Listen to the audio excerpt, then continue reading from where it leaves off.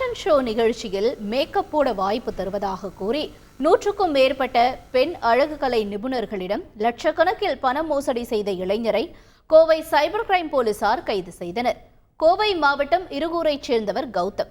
Painting வேலை செய்து வந்த இவர் இன்ஸ்டாகிராமில் ஃபேக் ஐடி கிரியேட் செய்து பெண் அழகுகலை நிபுணர்கள் மற்றும் பியூட்டி பார்லர் உரிமையாளர்களை தொடர்பு கொண்டு பேசி வந்திருக்கிறார்.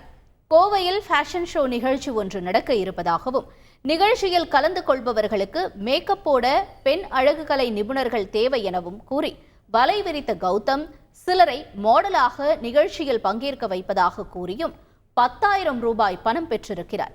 பின் ஏதேதோ காரணங்கள் கூறி நிகழ்ச்சிகள் தள்ளி போனதாக சுமார் 3 ஆண்டுகள் வரை கௌதம் இழுத்தடித்து வந்த நிலையில் தாங்கள் ஏமாற்றப்பட்டதை உணர்ந்த பணம் கொடுத்தவர்கள் போலீசில் புகார் அளித்திருக்கின்றனர்.